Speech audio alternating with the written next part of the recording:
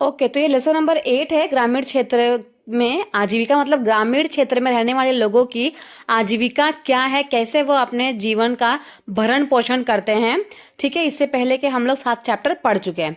तो पहले पार्ट में हमने क्या पढ़ा कि जीवन में मौजूद अनेक अनेक अनेक अनेक तरह की क्या होती है विविधता पे हमने नजर डाली लेसन नंबर 1 में।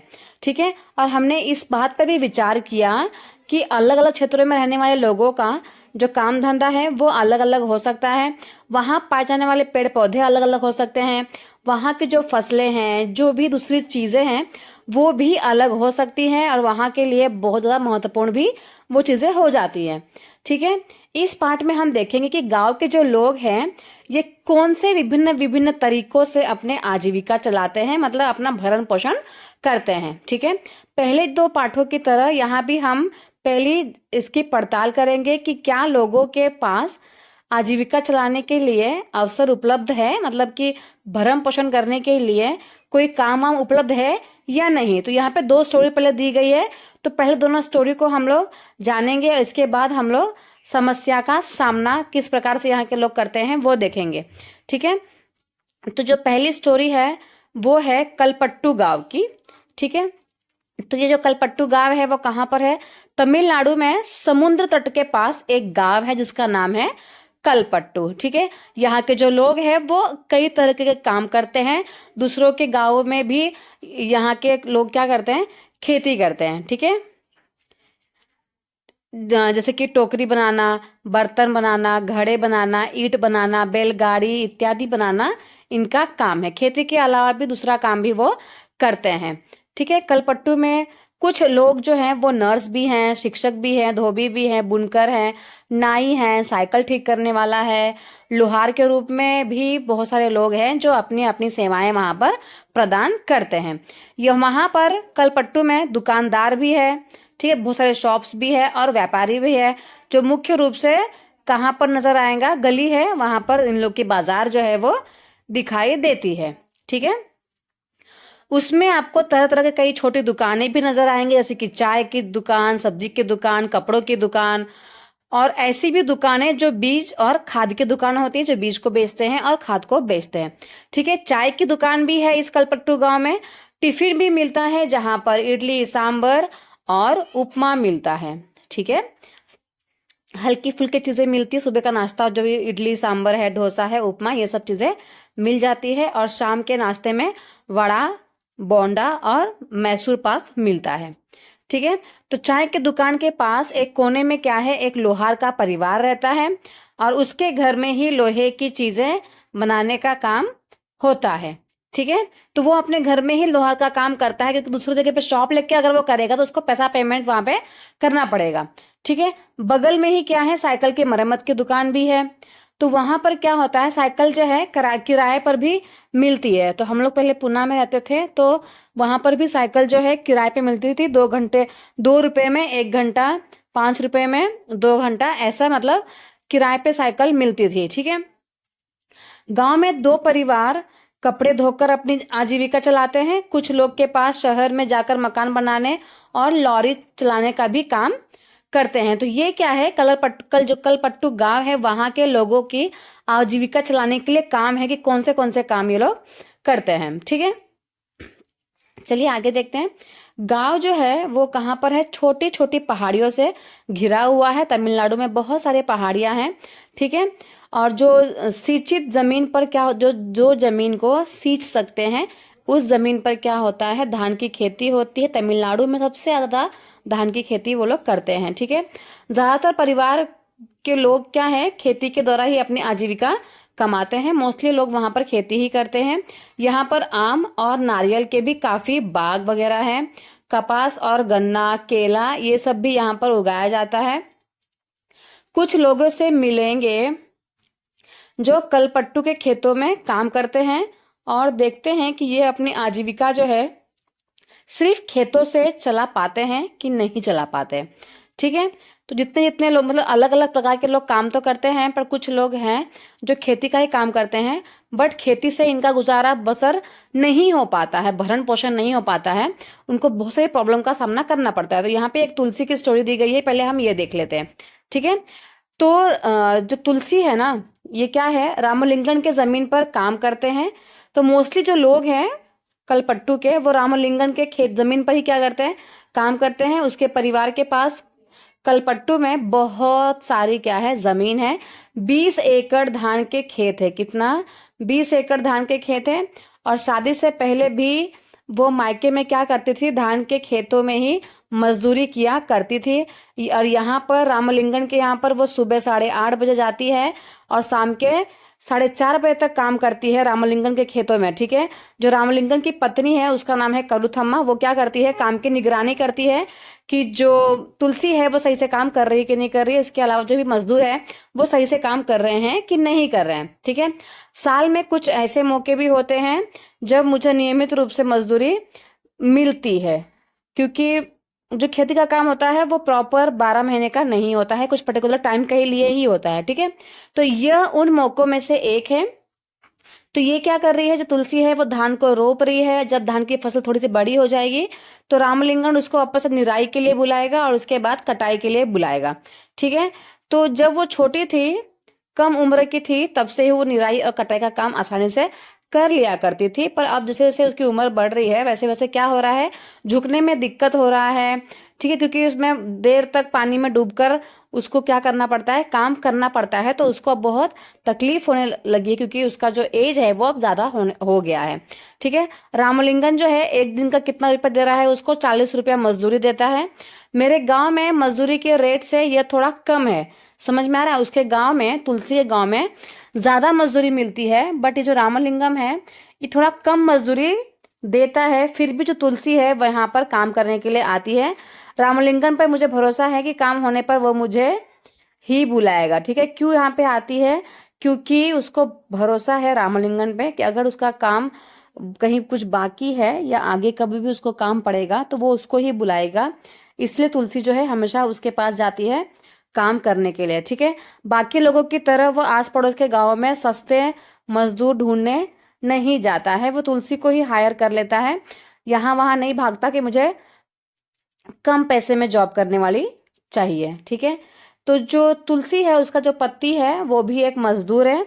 ठीक है। इन लोगों के पास, तुलसी और उसका जो पति है रमन, उनके पास कोई भी जमीन नहीं है। ठीक है। साल के इन महीनों में वह खेतों में कीड़ों की दवाई छिड़कता है। क्या करेगा वो? खेतों के ऊपर कीड़ों की दवाई छिड़कता है। और जब खेतों में कोई भी काम नहीं मिलता उसको, तो वो पास के खान से पत्थर या फिर नदी से बालू निकालने का काम उसको मिल जाता है। ठीक है। फिर इसके बाद ये पत्थर और बालू कहाँ जाते हैं? शहरों में जाते हैं। मकान बनाने के लिए ट्रक से ले जाया जाता है। खेत में काम करने के अलावा जो तुलसी है वो घर का सारा काम करती है। घर में सबके लिए खाना बनाती है, कपड़े धोती है, सफाई करती है। दूसरी औरतों के साथ जंगल में जाती है, लकड़ी लेकर आती है। गांव से करीब 1 किलोमीटर दूर बोरवेल है, वहां पे जाती है, पानी लेकर आती है। और मेरा पति, इसका जो पति है वो क्या करता है, घर का सामान लेके आता है, जैसे कि साग सब्जी, ये सब खरीदने में उसकी मदद करता है। तो अगर आप ये डायग्राम देखोगे, ये डायग्राम कभी बहुत बार एग्जाम में आया भी है।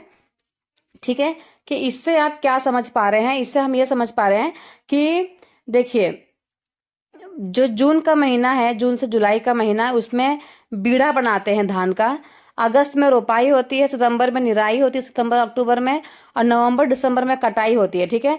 तो ये जो 6 महीना है, इस 6 महीने में ही क्या है, पूरा का पूरा काम है। बाकी के जो 6 महीने होते हैं इसमें सारे किसान जो होते हैं वो बेरोजगार होते हैं, उनके पास कोई भी काम नहीं होता है। ठीक है। चलिए आगे देखते हैं। तो इसी वजह से तुलसी जो है उनको अपना घर खर्च के लिए प्रॉब्लम होता है, क्योंकि उसके पास जो काम है वो पर्टिकुलर पीरियड के लिए ही होता है। हमारी 2 बेटियां हैं, तुलसी जो है उनकी 2 बेटियां हैं, और वो बेटियां जो है उनके जीवन की खुशी है। दोनों बच्चियां जो है वो स्कूल भी जाती हैं। और पिछले साल जो है एक बेटी बीमार पड़ गई थी, तो उसको शहर के अस्पताल में लेकर जाना पड़ा था। तो उसके इलाज के लिए जो रामलिंगम है उससे उसने उधार लिया था, और उस उधार को चुकाने के लिए उनको अपनी गाय भी बेचनी पड़ी थी, क्योंकि भाई इतने गरीब है तो उधार चुकाने के लिए कुछ ना कुछ तो करना ही पड़ेगा। समटाइम्स क्या करते हैं, वो थोड़ी बहुत ज़मीन होती है उसी को बेच देते हैं, थोड़ा बहुत गोल्ड होता है उसको ही बेच देते हैं। तो इस प्रकार से क्या करते हैं, वो अपने घर खर्च को चलाते हैं। जैसा कि आपने तुलसी की कहानी में हमने पढ़ा कि ग्रामीण इलाकों में गरीब परिवारों का क्या होता है, बहुत सारा समय जो है वो पानी लाने में या फिर जलावन की लकड़ी लाने में या फिर जानवरों को चलाने में ही बीत जाता है। तो इन कामों के लिए उनको कोई पैसा भी नहीं मिलता। आप समझ रहे हो, मतलब घर के काम में हम पूरा टाइम वेस्ट कर देते हैं। जितनी भी लेडीज़ है जो घर का काम कर रही हैं, सुबह 6 बजे से लेकर दोपहर के 1 बजे तक, फिर शाम के 5 बजे से लेकर रात के 9 बजे तक, अगर ये इतना काम बाहर करेंगी तो उनको डबल इनकम मिलेगा। घर का काम करने से कोई इनकम नहीं मिलता है ना। जितना हो सके उतना घर के काम को कम कर देना चाहिए और बाहर जाकर ज़्यादा काम करना चाहिए अगर लाइफ में आगे बढ़ना है तो। ठीक है, तो यहाँ पे क्या है कि उनको घर के काम में तो कोई पैसा मिलता नहीं है, पूरा टाइम तो उसका वेस्ट हो जा रहा है। पर लेकिन गरीब परिवारों के लिए ये सारा काम बहुत महत्वपूर्ण है, क्योंकि इससे ही उनकी क्या होगी, रोजी रोटी चलेगी ना।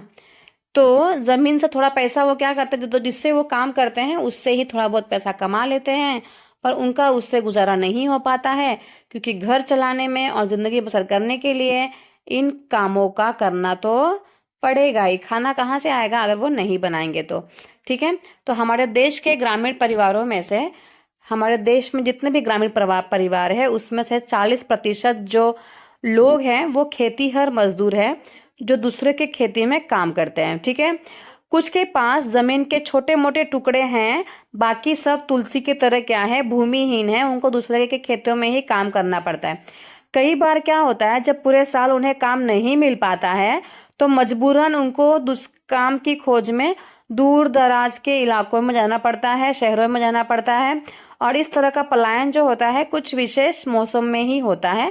जैसे कि आप देखोगे तो जनवरी, फरवरी, मार्च, अप्रैल, मई में उनके पास कोई काम नहीं है यहाँ पर। तो इस टाइम पे ये क्या करते हैं, दूर दूर के इलाकों में जाते हैं काम की तलाश में। तो ये होगा आपकी तुलसी की कहानी। ठीक है, जिसके पास बिल्कुल भी खेती नहीं है, दूसरे की खेती के ऊपर डिपेंडेंट है वो।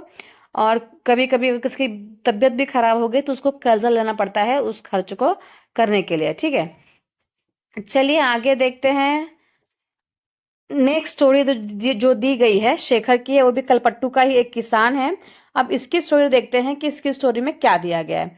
तो शेखर जो है ये क्या बोल रहा है, हमें यह धान अपने घर लेकर जाना है। मेरे परिवार ने अभी अभी क्या की है, फसलों की कटाई पूरी की है। हमारे पास कितना एकड़ जमीन है भाई, 2 एकड़ जमीन है। ठीक है, और हम अपने खेतों का सारा काम क्या करते हैं, खुद ही कर लेते हैं। कई बार कटाई के समय उनको दूसरे छोटे मोटे जो मजदूर होते हैं, किसानों की जरूरत पड़ती है, पर बदले में वो क्या करता है, उनके खेतों में कटाई करवा देता है। समझ में आ रहा है, ना पैसा देता है ना धान देता है। तुम मेरे खेत में काम करो, मैं तुम्हारे खेत में काम कर दूंगा जब तुमको जरूरत पड़ेगी तब। तो ये सिस्टम है इसका, किसका, शेखर का। ठीक है, इसके बाद व्यापारी क्या करते हैं समटाइम्स, क्योंकि वो भी इतना अमीर नहीं है, उसके पास 2 एकड़ जमीन है। तो व्यापारी क्या करते हैं, मुझे उधार पर बीज देते हैं और खाद देते हैं। इसे चुकाने के लिए उसको क्या करना पड़ता है, उसको उसके जो अनाज है, जो धान है, उसको व्यापारी को कम रेट में बेचना पड़ता है। समझ में आ रहा है, क्योंकि व्यापारी क्या कर रहा है, उसको बीज के लिए, खाद के लिए उधार दे रहा है, तो उसको अपना उधार चुकाने के लिए वो कम रेट में क्या करता है, धान को उसको बेचना पड़ता है। पर अगर वही धान वो मार्केट में बेचेगा तो उसको ज्यादा पैसा मिलेगा। ठीक है, लेकिन मुझे उधार भी तो चुकाना है, उसको उधार भी चुकाना है, इसीलिए वो क्या करता है, उसी को बेचता है। तो व्यापारी जो है ना, किसानों को क्या करता है, याद दिलाता है, अपना एजेंट, एक एजेंट भेजता है ये याद दिलाने के लिए जिस किसान ने उधार लिया है वो अपना धान कहीं नहीं बेचेगा, अपना धान वो व्यापारी को ही बेचेगा। ठीक है, तो उसका जो खेत है, जो शेखर का खेत है, उससे उसको 60 बोरी धान मिलेगा। इसमें से वो उस बोरी में से धान से अपना उधार चुकाएगा और बाकी का वो घर पर लेकर आ जाएगा। ठीक है, चलिए आगे देखते हैं। तो इस प्रकार से क्या हो रहा है, यहाँ पे ठरसे से अनाज को अलग किया जा रहा है। चलिए देखते हैं। तो लेकिन शेखर क्या बोल रहा है, मेरे हिस्से में जो भी अनाज आता है वो सिर्फ 8 महीने के लिए ही चल पाता है, बाकी के 4 महीने उसके पास कोई भी खाना वाना नहीं होता है। तो इसके वजह से उसको पैसा कमाने की जरूरत पड़ती है। तो ये क्या करता है, रामलिंगम की क्या है, चावल की मिल है। रामलिंगम जो है 20 एकड़ जमीन के अलावा उसके पास चावल की मिल भी है। सोच सकते हैं आप ये कितना अमीर है ना। तो चावल की मिल में वो काम करता है और वहां में क्या करता है, किसानों के धान को इकट्ठा करने में उसकी मदद करता हूँ और हमारे पास एक संकर गाय भी है। उसका दूध हम क्या करते हैं, सहकारी समिति में बेच देते हैं। जो सरकारी ग्रुप होती है जो दूध लेते हैं उसको वो बेच देते हैं। इससे भी थोड़ा बहुत जो पैसा होता है वो घर खर्च में चलता है। ठीक है, चलिए देखते हैं नेक्स्ट टॉपिक, कर्ज लेने पर। मतलब कि कर्ज लेने पर जो लोग हैं उनको कितना प्रॉब्लम फेस करना पड़ता है, किस प्रकार से वो अपना कर्ज उतारते हैं। जैसे कि हमने ऊपर पढ़ा कि कई बार क्या होता है, शेखर जैसे किसान जरूरी चीज खरीदने के लिए क्या करते हैं, पैसा जो है वो कर्ज लेते हैं। अक्सर ये मोस्टली कर्ज कब लेते हैं, जब उनको बीज खरीदना हो, खाद खरीदना हो, या फिर कीटनाशक खरीदने के लिए वो क्या करते हैं, साहूकार से कर्ज लेते हैं। ठीक है, तो अगर बीज जो है अच्छी तरीके से अच्छी किस्म की है नहीं होती है, अगर समझ लो बीज अच्छी किस्म की है तो अच्छा जो फसल है वो उगेगा, फिर कोई दिक्कत नहीं है। पर अगर बीज अच्छी किस्म की नहीं है और फसल में कीड़ा लग जाए तो क्या होता है, पूरी फसल जो है उनकी बर्बाद हो जाती है।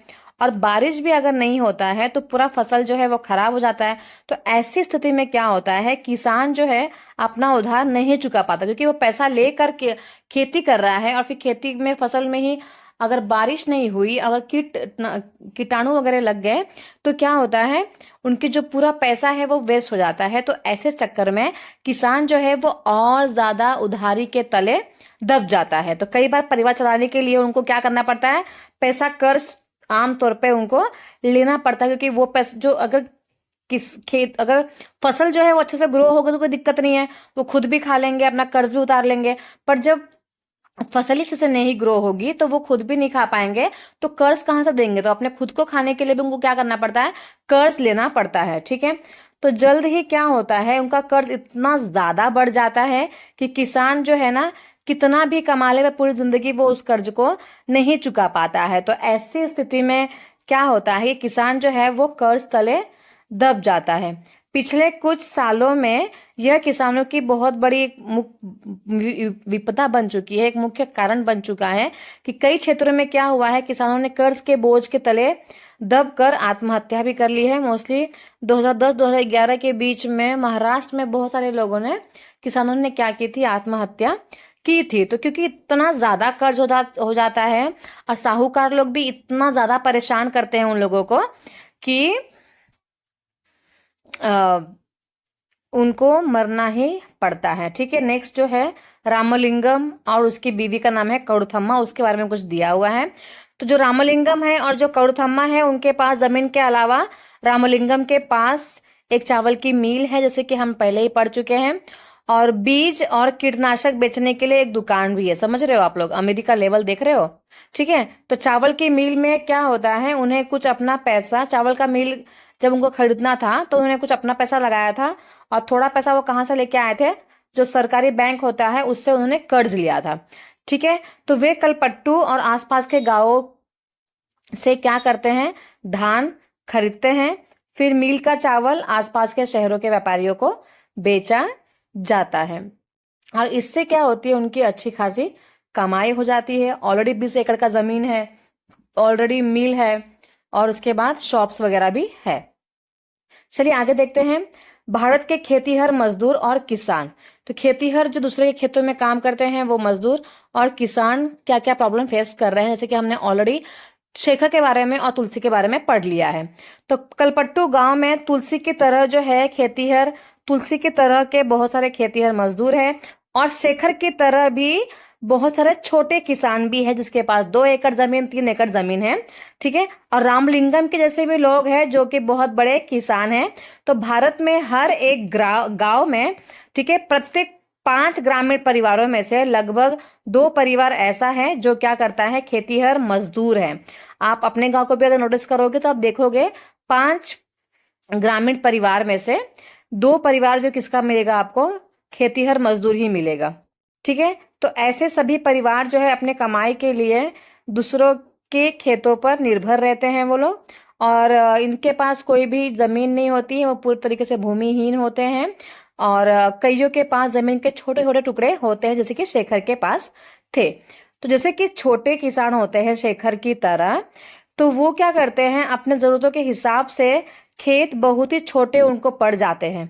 ठीक है, क्योंकि 2 एकड़ जमीन में बेचारा कितना गेहूं चावल बोएगा और कब तक खाएगा। जैसे कि उसने बोला कि हम सिर्फ 8 महीना ही खा पाते हैं, बाकी के 4 महीना हमारे पास कुछ नहीं होता। ठीक है, तो भारत के ऐसे 80% किसानों की यही हालत है। उनके पास जो खेत है वो बहुत कम है, जिसके वजह से उनको दूसरे कामों के पीछे भी भागना पड़ता है। और भारत में 20% किसान ऐसे हैं जो रामलिंगम जैसे हैं, बड़े किसान हैं, जो बड़े किसानों की श्रेणी में आते हैं, उनके पास बहुत सारा खेत भी है, मिल वगैरह भी है।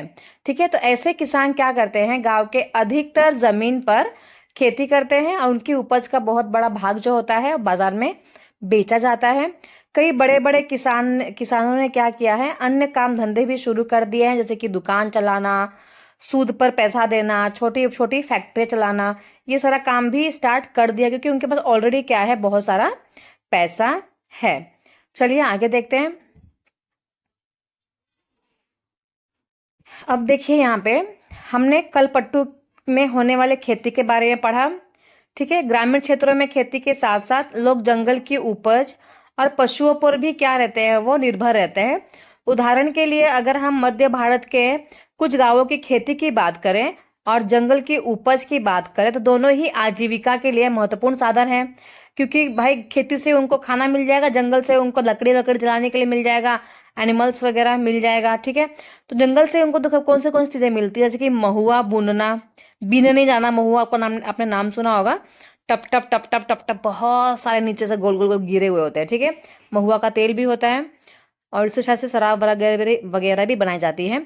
इसके बाद तेंदू के पत्ते को इकट्ठा करना, शहद निकालना और इन्हें व्यापारियों को बेचना, ये सारे जो काम होते हैं वो उनको पैसा में मदद करते हैं। ठीक है, जंगल जाके वो सब इकट्ठा करते हैं, फिर व्यापारी को बेचते हैं, तो उनको क्या मिलता है, पैसा मिलता है, तो इससे भी उनका घर खर्च चल जाता है।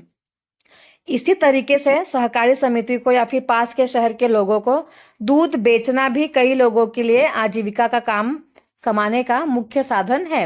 अपने गांव में देखा होगा, बहुत सारे लोग क्या करते हैं, बहुत सारे गाय भैंसों के रखते हैं और दूध बेच बेच कर ही क्या करते हैं, अपने खर्चे को निकालते हैं। ठीक है, तो इस प्रकार से भी क्या होता है, उनका खर्च चल जाता है। अब देखिए यहाँ पे समुद्र तटीय इलाके में जो रहने वाले लोग हैं वो क्या करते हैं, पूरा का पूरा जो गांव है वो मछली पकड़ने में लगा रहता है, क्योंकि समुद्र तटीय क्षेत्र है तो वहाँ पे मछलियां जो हैं वो आराम से मिल जाएंगी। तो यहाँ पर स्टोरी दी गई है अरुणा और पारीवेलन के जीवन के बारे में, कि वो क्या करते हैं, मछली पकड़ने का काम करते हैं और किस प्रकार से अपना जीवनी चलाते हैं। तो ये जो परिवार है वो कहाँ का है, कलपट्टू के पास एक पुदुपेट नाम का गांव है, वहां पर ये लोग रहते हैं। इससे पहले यहाँ पे दिया हुआ है, उसको हम क्या कर लेते हैं, एक बार पढ़ लेते हैं। तो ये डायग्राम अगर देखेंगे तो ये नागालैंड, जो नागालैंड है उसकी खेती की बात हो रही है, जहां पर कैसी खेती होती है, सीढ़ी नुमा खेती होती है। ठीक है, कैसी खेती होती है, सीढ़ी नुमा। आपने पहले ही देखा होगा, उत्तराखंड वगैरह में भी सीढ़ी नुमा खेती होती है। ठीक है, तो ये जो है एक गांव है जिसका नाम क्या है, चिजामी गांव। ठीक है, गांव का नाम क्या है, चिजामी गांव। यहाँ के जो नागालैंड के फेक जिले में है, और इस गांव में जो रहने वाले लोग हैं उसको क्या कहा जाता है, चखेसंग समुदाय के वो लोग हैं, और वो क्या करते हैं, सीढ़ीनुमा खेती करते हैं।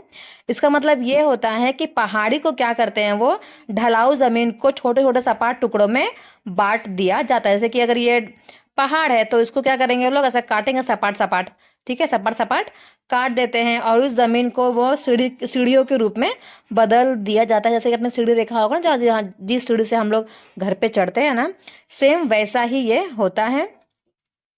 प्रत्येक सपाट टुकड़े के किनारों को ऊपर वो उठा देते हैं ताकि जो पानी है वो वहां पर भरा रहे। फॉर एग्जाम्पल ऐसा काट दिया उन्होंने, ठीक है, तो ये वाला जो हिस्सा है ना, कोने वाला, उसको थोड़ा उठा कर रखते हैं वो, ताकि पानी जो है यहाँ पर स्टोर होता रहे, क्योंकि पानी जो है चावल की खेती के लिए बहुत ज्यादा अच्छा माना जाता है। ठीक है, चिजामी के जो लोग हैं उनके पास अपने अपने खुद के क्या हैं, खेत हैं, लेकिन वे इकट्ठा होकर एक दूसरे के खेतों में भी काम करते हैं। ठीक है, अपना खेत तो है पर दूसरे के खेतों में भी क्या करते हैं, वो हेल्प कराते हैं। और 6 से 8 लोगों का क्या होता है, एक ग्रुप होता है, दो सब लोग इकट्ठा मिलकर पहाड़ के हिस्से पर क्या करते हैं, घास और पतवार साफ करते हैं। जब दिन का काम खत्म हो जाता है तो फिर सारा समूह इकट्ठा बैठकर खाना वगैरह खाता है, और ऐसा कई दिनों तक चलता रहता है जब तक काम खत्म नहीं हो जाता। मतलब कितना प्रेम व्यवहार से रहते हैं, आप देख सकते हैं यहाँ के लोग। ठीक है, अब हम आते हैं स्टोरी पर, जिसका स्टोरी का नाम है अरुणा और पारीवेलन। ठीक है, ये अब स्टोरी देखते हैं अरुणा और पारीवेलन की। ठीक है, तो ये लोग कहाँ रहते हैं? पुदुपेट में रहते हैं, जो कि कलपट्टू से ज्यादा दूर नहीं है। और यहाँ के जो लोग हैं ना, मोस्टली कौन सा काम करते हैं? मछली पकड़कर ही अपनी आजीविका को चलाते हैं, क्योंकि उनके जो समुद्र है उनके घर के बहुत ज्यादा पास में है। तो मोस्टली लोग क्या कर रहे हैं? मछुआरे ही है वहां के लोग। ठीक है, और वहां जो है चारों और जाल जाल बिछाते हैं। कैटामरेन मतलब कि एक नाव होती है, मछुआरे की एक खास नाव होती है छोटी सी, जिससे वो क्या करते हैं? मछली पकड़ने के लिए जाते हैं। ठीक है, तो सुबह 7 बजे समुद्र किनारे बहुत क्या होती है? गहमा गहमी रहती है, मतलब बहुत ज्यादा भीड़ रहती है, क्योंकि मोस्टली वहां के लोग मछली पकड़ने का ही काम करते हैं। ठीक है, तो इस समय क्या करते हैं? सारे कैटामरेन मछलियां पकड़कर लौट आते हैं। मछली खरीदने और बेचने के लिए बहुत सारी औरतें भी वहां पर इकट्ठा हो जाती है। ठीक है, तो उनका जो पति है, जिसका नाम है पारीवेलन, और उनका जो भाई है और उनका जो जीजा है, ठीक है, बहुत देर से वो घर लौटते हैं। तो वो बहुत ज्यादा परेशान हो जाती है कि भाई इतना लेट क्यों हो गया। ठीक है, तो ये क्या कर रहे थे? हमारे कैटामरन में इकट्ठे हुए समुद्र में इकट्ठा ये लोग क्या करते हैं? समुद्र में जाते हैं। और वो इसलिए लेट हो गए थे क्योंकि वो लोग तूफान में फंस गए थे, तूफान आ गया था, जिसकी वजह से वो लोग वहां पर फंस गए थे।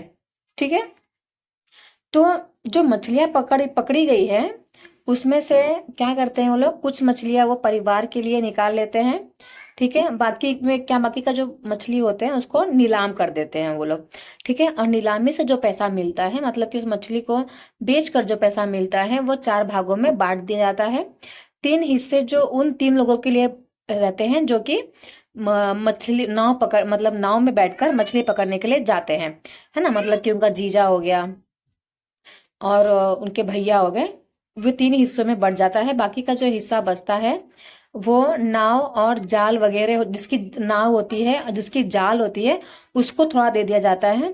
जबकि जाल, कैटामरन और जो इंजन है, ये इन लोगों का ही है, जिसके वजह से ये जो हिस्सा है वो उनको ही मिलता है। ठीक है, इन लोगों ने क्या किया है? बैंक से उधार लेकर एक इंजन खरीदा है और कैटामरन में लगा कर रखा हुआ है उसे।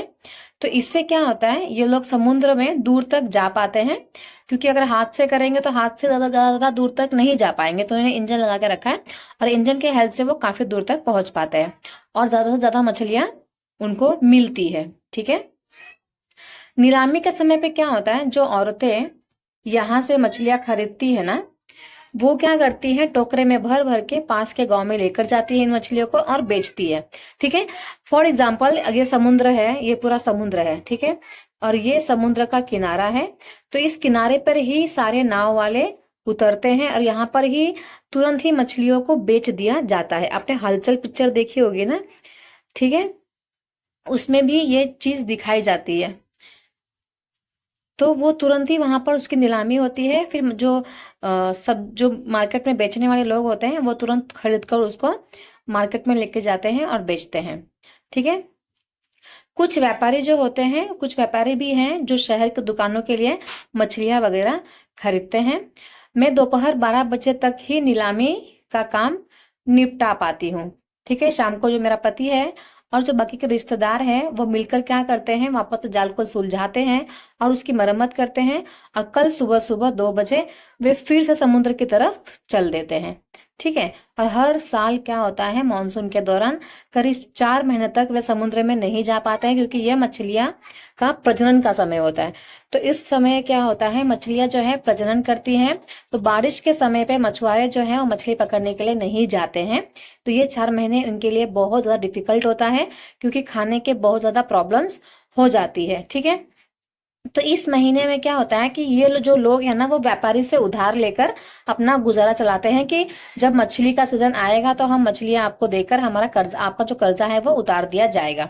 तो इस कारण क्या होता है? बाद में मजबूरी में उसी व्यापारी को क्या करना पड़ता है? उनको मछली बेचनी पड़ती है, क्योंकि वो जो मछली है, क्योंकि उन्होंने ऑलरेडी क्या किया हुआ है? उनसे उधार लिया हुआ है। हम खुद खुली नीलामी नहीं कर पाते हैं, क्योंकि खाली महीने काटना जो होता है सबसे मुश्किल होता है। और पिछले साल सुनामी के कारण भी उनका जो है ना बहुत ज्यादा नुकसान हुआ था। अगर मतलब कि बारिश के मौसम में बाढ़ आ जाती है या फिर सुनामी आ जाती है तो इनको बहुत ज्यादा दिक्कत हो जाता है। ठीक है, तो ऐसे समय में क्या होता है कि जो व्यापारी होते हैं वही उनकी मदद करते हैं, उनसे उधार लेके वो अपने 4 महीने की जीवनी चलाते हैं। बट जब मछली उनको मिल जाती है तो वो मजबूर है अपनी मछलियों को उनको देने के लिए, क्योंकि उनके पास दूसरा कोई उपाय भी नहीं है। ठीक है, चलिए आगे देखते हैं ग्रामीण क्षेत्रों में आजीविका के साधन। और कौन से साधन है ये देख लेते हैं। इससे पहले हम लोगों ने देखा कि किस प्रकार से वहां के लोग खेती भी कर रहे हैं। ठीक है, तुलसी है तो उसके पास खेत नहीं है, दूसरे के अंडर में काम कर रही है। शेखर है उसके पास खेत है, वो बहुत कम खेत है। अभी हमने पढ़ा यहाँ ये वाले मछुआरों की स्टोरी कि उनके पास भी बहुत दिक्कत है, कुछ महीने काम है कुछ महीने काम नहीं है। ठीक है, तो ग्रामीण क्षेत्रों में जो लोग होते हैं ना, अपनी आय मतलब जो उनको इनकम मिलता है वो अलग अलग तरीकों से वो कमाते हैं। कुछ जो लोग हैं वो खेती बाड़ी का काम कर लेते हैं और कुछ जो लोग हैं ना वो अन्य काम करके अपनी आजीविका चलाते हैं। ठीक है, तो खेती में कई तरह के काम शामिल है। खेती में बहुत सारे काम शामिल होते हैं, जैसे कि खेत को तैयार करना, रोपाई करना, बुआई करना, निराई करना, कटाई करना। ठीक है, फसल अगर अच्छी हो तो इसके लिए क्या करते हैं, हम प्रकृति पर ही निर्भर रहते हैं, क्योंकि अगर नेचुरली बारिश होती है तो वो ज्यादा अच्छा होता है फसलों के लिए। तो इस तरह से जीवन जो है ऋतुओं के ही इर्द गिर्द ही चलता रहता है, क्योंकि टोटली वो नेचर पे ही डिपेंडेड है। बुआई और कटाई के समय लोग जो होते हैं वो काफी व्यस्त रहते हैं, क्योंकि उस समय दूसरा दूसरे समय काम का बोझ कम रहता है, बाकी उस समय काम का बोझ बहुत ज्यादा रहता है। तो देश के अलग अलग क्षेत्रों में क्या होता है, जो ग्रामीण लोग हैं वो अलग अलग तरह के फसलें उगाते हैं। ठीक है, जैसे अगर यूपी की बात करें तो यूपी में सबसे ज्यादा गेहूं उगाया जाता है। वही अगर हम साउथ की बात करें तो हम सबसे ज्यादा चावल उगाया जाता है। ठीक है, तो फिर भी हम उनके जीवन की परिस्थितियों में और उनकी समस्याओं में काफी समानताएं पाते हैं। जो प्रॉब्लम हम फेस कर रहे हैं, भले ही वो अलग फसल उगा रहे हैं, पर जो प्रॉब्लम हम फेस कर रहे हैं वही प्रॉब्लम वो लोग भी फेस कर रहे हैं, है ना। हमारे पास 6 महीने के लिए काम है पर 6 महीने के लिए नहीं है, सेम उनके पास भी कुछ महीनों के लिए काम होता है, कुछ महीनों के लिए काम नहीं होता है। ओके, तो लोग कैसे जिंदगी अपनी बसर करते हैं और कितना कमा पाते हैं, तो इस बात पर वो निर्भर करता है कि वे जिस जमीन को जोतते हैं वो कैसी है, उपजाऊ है कि नहीं है।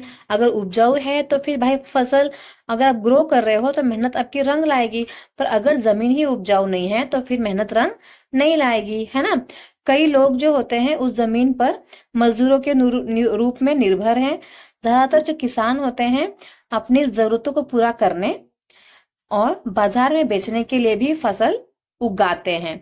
बहुत सारे लोग जो हैं अपने लिए रख लेंगे कुछ खाने पीने के लिए साल भर के लिए, और जो एक्स्ट्रा अनाज होता है वो मार्केट में बेच दिया जाता है, जैसे कि आपके और मेरे यहाँ पर होता है। ठीक है, कुछ जो किसान होते हैं वो क्या करते हैं, अपनी फसल उन व्यापारियों को बेचनी उनको पड़ती है, जिससे वो पैसा उधार में लेते हैं, क्योंकि उनके पास कोई दूसरा ऑप्शन ही नहीं है। क्योंकि उनको किसान खेती करने के लिए पैसा चाहिए होगा, तो पैसा किससे लेते हैं, वो व्यापारियों से लेते हैं।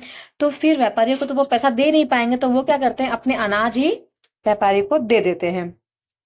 ठीक है, तो गुजर बसर करने के लिए बहुत सारे ऐसे परिवार हैं, उनको क्या करना पड़ता है, काम की खातिर उधार लेना पड़ता है, या फिर तब लेना पड़ता है जब उनके पास कोई भी काम नहीं रहता है। तो दो कारणों से उनको उधार लेना पड़ता है, काम करने के लिए भी उधार लेना है और जब काम नहीं है तो भी उधार लेना पड़ता है। तो ग्रामीण क्षेत्रों में क्या होता है, ऐसे कुछ परिवार हैं जो बड़ी बड़ी जमीनों, व्यापार और अन्य काम धंधों पर फल और फूल रहे हैं। फिर भी ज्यादातर जो छोटे किसान, खेतीहर जो मजदूर हैं, मछली पकड़ने वाले जो परिवार हैं और गांव के जो हस्तशिल्प काम करने वाले जो लोगों का पूरा साल जो है रोजगार ही उनको नहीं मिल पाता है। तो एक ही गांव में दो प्रकार के लोग हैं, एक जो है अच्छे से अपनी जिंदगी बिता रहे हैं और एक जो है वो स्ट्रगल कर रहे हैं अपनी जिंदगी में, है ना। तो ऐसे लोग हर जगह पे आपको देखने को मिल जाएंगे, जो एकदम सक्षम है और एक बिल्कुल भी सक्षम नहीं है, और एक जो है थोड़ा बहुत ठीक ठाक कमा लेते हैं, अपना रोजी रोटी कर लेते हैं, रोजी रोटी का बंदोबस्त कर लेते हैं। ठीक है, तो ये था पूरा ग्रामीण क्षेत्र का आजीवनी कि किस प्रकार से वो अपना आजीवन जिंदगी मतलब जो अपना भरण पोषण कर रहे हैं। ठीक है, तो ये स्टोरी आई होप आपको अच्छी लगी होगी। अच्छी लगी है तो चैनल को सब्सक्राइब कर लीजिएगा, लाइक कमेंट शेयर जरूर कीजिएगा। नेक्स्ट क्लास में हम लोग लेसन नंबर 9 करने की कोशिश करेंगे और 9 के बाद हमारा सिविक्स खत्म हो जाएगा। तो जैसे कि आप लोग जानते हैं कि एनसीईआरटी जो है वो बहुत ज़्यादा इम्पोर्टेंट है, तो आपको एनसीईआरटी अभी से पढ़ना है और सॉल्व करना है, अच्छे से ध्यान देना है। तो thank you so much everyone, मिलते हैं नेक्स्ट क्लास में। Bye bye, take care.